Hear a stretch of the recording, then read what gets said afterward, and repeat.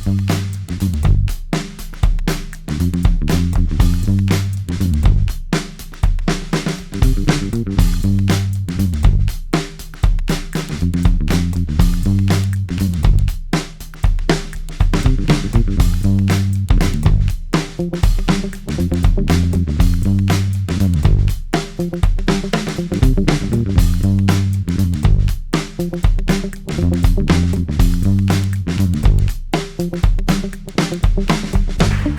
Counselling session याचा अर्थ होतो मार्गदर्शन शिबिर आणि इयत्ता 10वीच्या वर्षातलं हे दुसरं मार्गदर्शन शिबिर आहे.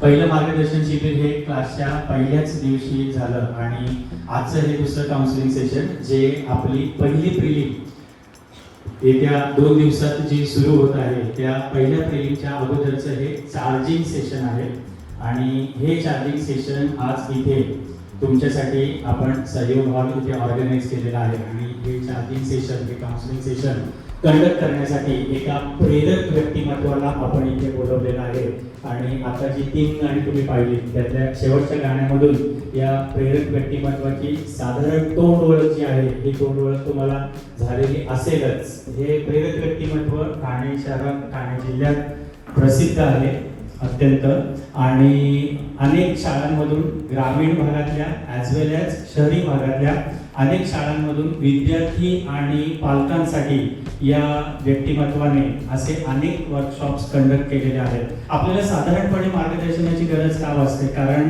साधारण जेव्हा एप्रिल महिन्यापासून आपलं सेशन सुरू होतं आपण एका वेगळ्या मानसिकतेमध्ये आलेलो असतो. तोच अभ्यास, तेच शिक्षक, तेच सगळं सांगत असतात, शाळेत तेच, घरी तेच, पालक तेच सांगत असतात, शेजारचे पालकचे तेच सांगत असतात. असं सगळं एकसुरीपणा आपण म्हणतो ना तो आपल्या मनामध्ये साठवून राहिलेला असतो. थोडीशी एक निगेटिव्हिटी कुठेतरी निर्माण झालेली असते. काय सारखा अभ्यास करायचा, कशासाठी करायचा, बरोबर, आणि अभ्यास करून नेमकं पुढे आपल्याला काय साध्य करायचंय.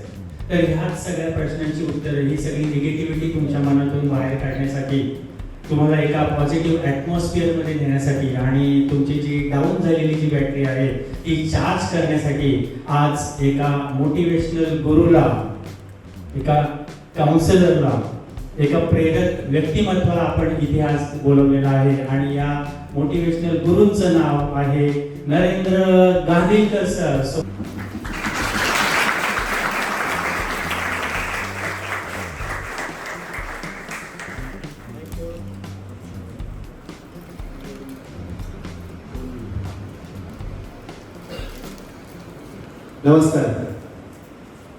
नमस्कार मंडळी. पुढचे 2 ते 3 तास आविष्कार क्लास मध्ये आपण बसलो हे विसरून जायचं. तुम्ही एन्जॉय करायला आले त्याच्यामुळे तुमच्या बॅगा ज्या आहेत ना त्या बाजूला टाकायच्या. Sir welcome. Thank you Dalvi sir, thank you Santosh sir, thank you Avishkar academy and thank you all of you. आपण लोकांना ऑब्झर्व नाही करत, मोठ्या लोकांना काय करत नाही, ऑब्झर्व करत नाही. तर तुम्हाला एक मुद्रा देतो, त्या मुद्रेमध्येच बसायचे 3 तास आणि ह्यापुढे कधीही वर्गात जर बसलात, जर तुमचे सर शिकवत असतील, तुमचे मॅडम शिकवत असतील तर त्या मुद्रेमध्ये बसा. जे काय शिकवलं जातं ना ते पटकन लक्षात जातं. एक तुमचं आहे ना कॉन्शियस माइंड जागृत राहतं की आपण काय ऐकतोय, जे अवेअरनेस राहतं आणि तुम्ही आहे ना निर्णय क्षमताच्या कॅटेगरीमध्ये जाता. You will know that how to take decision. तो मुद्रा तुम्हाला मी करून दाखवतो.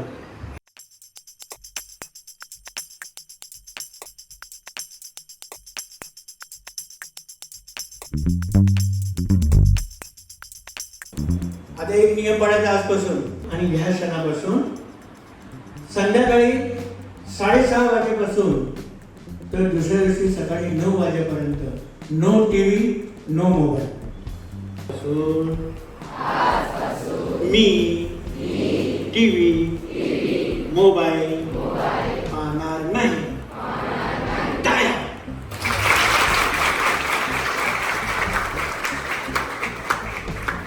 प्रॉब्लेम हा शब्द नाही वापरायचा. Don't use the word problem. तर प्रॉब्लेमच्या ऐवजी आपण काय शब्द वापरायचा तर सिच्युएशन. काय बोलायचं? फॉर एक्झाम्पल तुला ना कठीण विषय कुठला जातो? सार्थकला आहे ना सायन्स हा विषय कठीण जातो. तुझा प्रॉब्लेम काय? माझी सिच्युएशन आहे सायन्स मला हार्ड जातं. आता बघा हिने काय सांगितलंय सायन्स मला हार्ड जातं. तर आपण आहे ना काय बोलायचं? सर माझी सिच्युएशन अशी आहे की ना मला आहे ना सायन्स फार जरा कठीण जातं. माझी सिच्युएशन काय आहे? सायन्स मला कठीण जातं. पण सर मला त्याचं टेन्शन येत नाही, मला त्याचं चॅलेंज वाटतं. काय वाटतं? टेन्शनच्या ऐवजी काय वापरायचं? मी चॅलेंज घेतलंय की हा सब्जेक्ट मी सोबत घेतो. आणि टेन्शनच्या ऐवजी काय? कोणी बोला. प्रॉब्लेमच्या ऐवजी आणि टेन्शनच्या ऐवजी माझी सिच्युएशन आहे की मला मॅथ्स हार्ड जातं. Very good. पुढे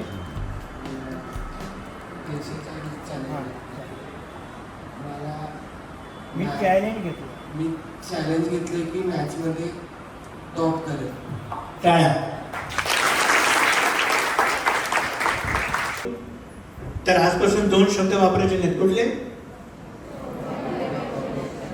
त्याच्याऐवजी फक्त एज्युकेशन क्षेत्रामध्ये नव्हे तर उभ्या आयुष्यात कधी नाही 2 शब्द वापरा. माझा हा प्रॉब्लेम आहे नाही, माझी ही सिच्युएशन, मला याचं टेन्शन आलं नाही, मला याचं चॅलेंज आहे. तुम्ही आहे ना एक एक पाऊल पुढे पुढे पुढे जाणार.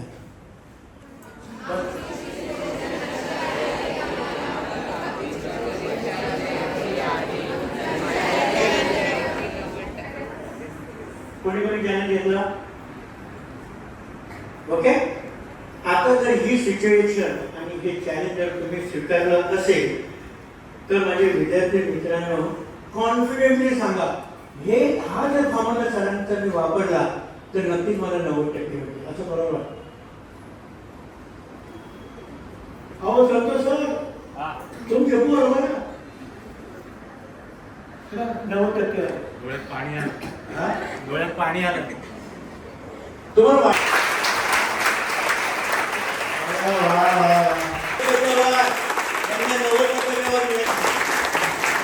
थँक्यू. जर तुम्ही एका बाजूला लक्षात ठेवतात तर दुसऱ्या बाजूला विसरणे सुद्धा ना गरजेचं आहे. पण अभ्यास विसरणं गरजेचं आहे का? घरी जाताना काल परवा तेरवा कधीतरी तुमच्या घरामध्ये मतभेद वादविवाद भांडण काहीतरी झालं असेल ना, ते आत्ता ह्या क्षणी आहे ना, जर तुमच्याकडे जर वादविवाद झाला असेल, तुम्ही जर आईवर किंवा वडिलांशी भावांशी जर वादविवाद केला असेल तर घरी गेला सॉरी बोलायचं. कारण की तुम्हाला 90% पाहिजे. बरोबर आहे का? तू घरी गेला सॉरी बोलशील तिला, आई आय एम सॉरी, हा मी काल तुझ्याशी असं वागायला नको.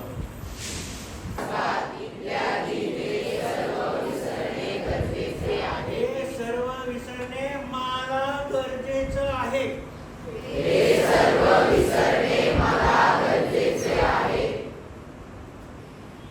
योग अभ्यासाने स्मरणशक्तीची वाढ होते.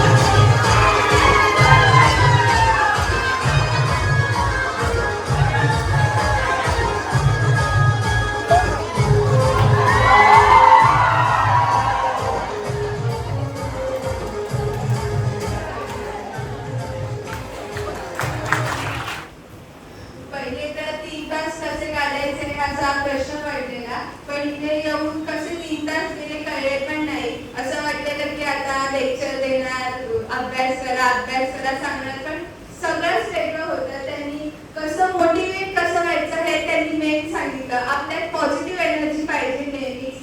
लास्टची ती व्हिडिओ पण खूप मनाला भावली. तुम्ही ती दाखवलेली की आता सगळं संपणार, फक्त 2 महिने राहिले. त्यात पण हे इमोशन्स आपण ठेवून सोबत अभ्यास पण करायचा आहे. मैत्री एकीकडे अभ्यास करायचा, एकीकडे आई वडिलांची इच्छा कंप्लीट करायची आहे. सगळं एक साथ पॉझिटिव्ह एनर्जी तुम्ही दाखवलं. Thank you so much. आमच्या अख्खा आयुष्य करून तुमचे आम्ही खूप खूप धन्यवाद मानतो. आल्यावर जसं आर्य म्हणाले तसं खरंच खूप मोठा प्रश्न होता की 3 तास काढायचे कसे. पण नंतर जे ऍक्टिव्हिटीज झाले, योगासन, प्राणायाम आणि गाण्यांवर आपण जे ऍक्टिव्हिटीज केले ते बघता खरंच खूप अभ्यासाचा मोठा प्रश्न दूर झाला. आणि मला नक्कीच असं वाटतं की आपण अभ्यास करून या प्रकारे यांचे रूल्स फॉलो करून, सरांनी नरेंद्र सरांनी सांगितल्याप्रमाणे रूल्स फॉलो करून आपण नक्कीच आपले ध्येय एम कम्प्लीट करू शकतो.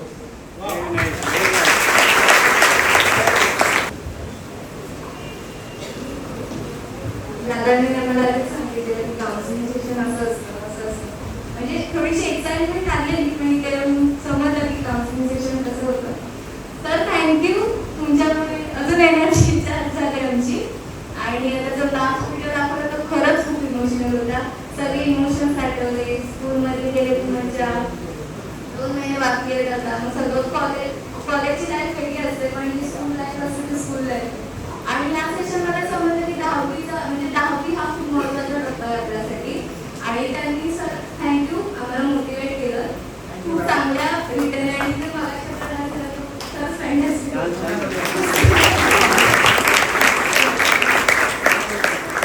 सांगितलेलं काउन्सिलिंग सेशन होणार, पण प्रत्येकाच्या मनात होतं की सर सांगणार अभ्यास कसा करायचा, अभ्यास.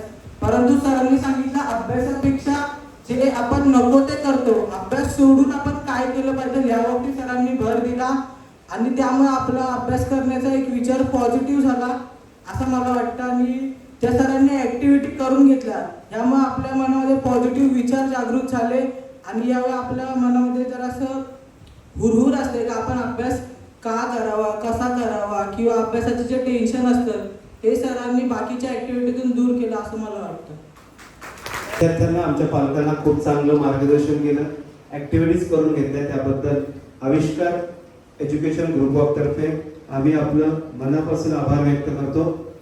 असंच प्रेम आमच्यावर राहू द्या, आमच्या विद्यार्थ्यांवर राहू द्या, आमच्या पालकांवर राहू द्या. कधी काही समस्या आली तर आम्ही तुम्हाला नक्कीच प्रेमाने हाक मारू. तेवढ्याच प्रेमाने तुम्ही या. आणि मुलांना सरांसाठी जोरदार टाळ्या वाजवा.